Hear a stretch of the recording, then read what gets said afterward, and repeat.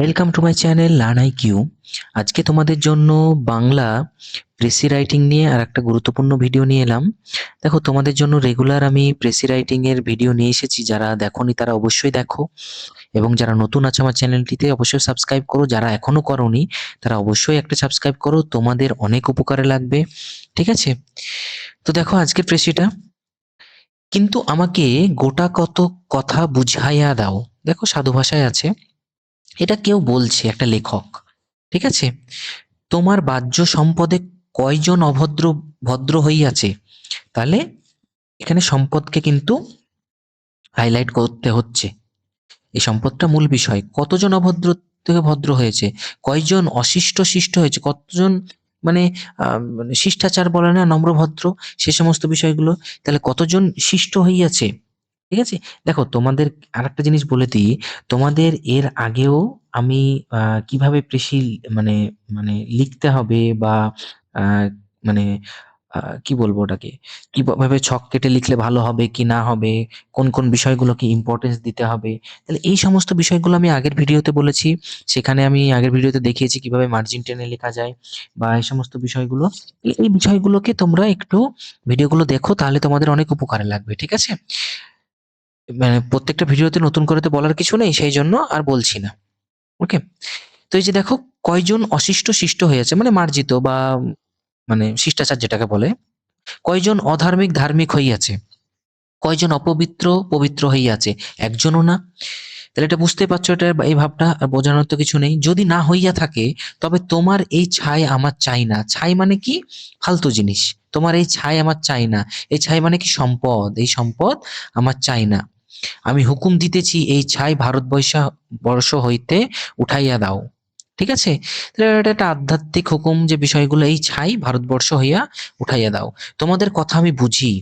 উদর নামে বৃহৎ গহব্বর, উদর মানে পেট, পেট নামে বড় গহব্বর, বড় যে জায়গা, মানে পেটের যে বড় জায়গা, ভুঁড়ি, এটাকে মানে এখানে বোঝানো হচ্ছে ব্যঙ্গাত্মক ভাবে। ইহা প্রত্যহ বুঝান চাই। বুঝান মানে কি? মানে বোঝানো বা বোঝান মানে কি? খিদে মেটানো চাই, সবসময় তোমাদের খিদে মেটানো চাই, এটাই হচ্ছে বুঝান চাই। নহিলে নয়, না হলে হবে না। নইলে নয়। তোমরা বলো যে এই দেখো, নহিলে নয়, এই সমস্ত বিষয়গুলো না, এটা কামরূপী ল্যাঙ্গুয়েজে কিন্তু এই সমস্ত বিষয়গুলো মানে থাকে, এই ল্যাঙ্গুয়েজটা ফলো করা হয়। কিন্তু কামরূপী ল্যাঙ্গুয়েজে আছে এরকম টাইপ। তোমরা বলো যে এই গর্ত যাহাতে সকলেরই ভালো করিয়া বুঝে, আমরা সেই চেষ্টায় আছি। তোমরা মানে সবাই এই পেট পুজোতেই ব্যস্ত হয়ে গেছে। খাওয়া, এই পেট যতক্ষণ না ভর্তি হচ্ছে ততক্ষণ কিন্তু আমাদের মন মানসিকতা ঠিক ঠিক থাকে না, তাই না? তো এই বিষয়টা এখানে বলা হয়েছে। আমরা বলি যে মঙ্গলের কথা বটে, এই যে মঙ্গলের কথা বটে, হ্যাঁ, বাঁকুড়াতে এই ল্যাঙ্গুয়েজটা ইউজ হয়, এরকম উপভাষা। কিন্তু উহার অত বাড়াবাড়িতে কাজ নাই। হ্যাঁ, এই মঙ্গলের কথা বলি, কিন্তু এর বাড়াবাড়িতে কোনো কাজ নেই। গর্ত বুঝাইতে তোমরা এমন ব্যস্ত হইয়া উঠিতেছ যে আর সকল কথা ভুলিয়া গেলে।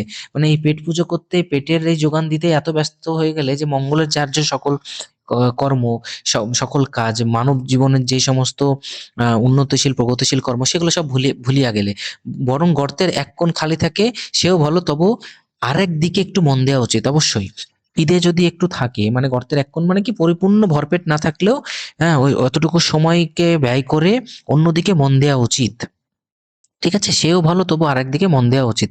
এই লাইনটাকে একটু হাইলাইট করলাম, তার কারণ কি, ভাবটা এখানকার যে বিষয়বস্তুর ভাবটা নেয়ার জন্য।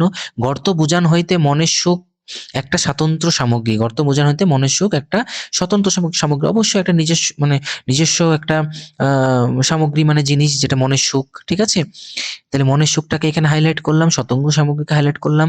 তাহার বৃদ্ধির কি কোনো উপায় হইতে পারে না? এই যে মনের সুখটাকে বৃদ্ধি হতে আর কোনো উপায় হতে পারে না?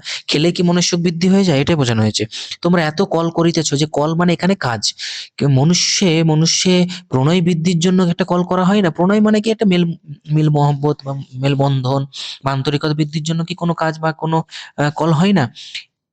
একটা বুদ্ধি খাটাইয়া দেখো, নহিলে সকলে বিকল হয়ে পড়বে। যদি কোনো বুদ্ধি না খাটাও, বা এটার জন্য যদি কোনো পরিকল্পনা না করা হয়, তাহলে সকলেই বেকল হয়ে পড়বে, মানে সকল বেকল হইয়া যাবে। বুঝতে পারলে তো এটার বিষয়? মানে আমাদের কি, মানব জীবনের যে মঙ্গল কল্যাণ, সেটা কিন্তু নষ্ট হয়ে যাবে। যে কিছু কিছু বিষয়গুলো পুরো তো জানার দরকার নাই। কিছু কিছু সেন্টেন্স, কিছু কিছু ওয়ার্ড তোমরা হাইলাইট করে, হ্যাঁ, রাখবে, দু তিনবার পড়বে, পড়ে বিষয়বস্তুটা বোঝার চেষ্টা করবে।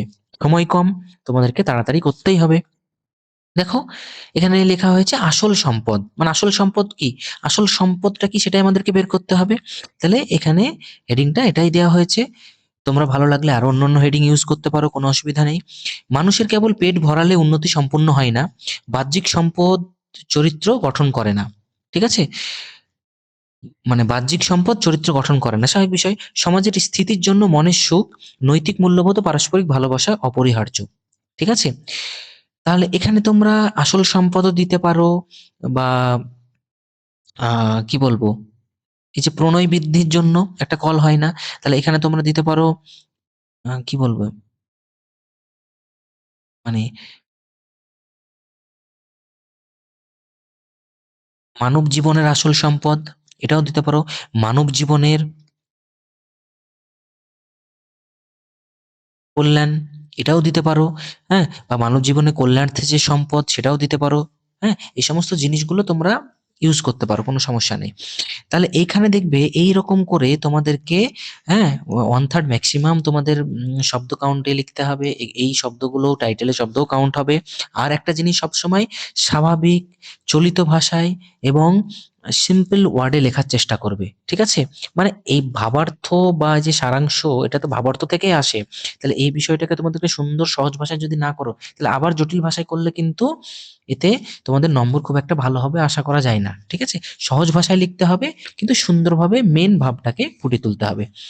তো অবশ্যই যাদের ভালো লাগছে ভিডিওটি তারা অবশ্যই লাইক করো, এবং তোমাদের সময় কম, যারা নতুন আছো অবশ্যই সাবস্ক্রাইব করো। একটা সাবস্ক্রাইব এবং লাইক আমাকে কিন্তু নতুন ভিডিও আনার অনুপ্রেরণা দেয়। অবশ্যই তোমরা এই কাজটা করো। Thank you.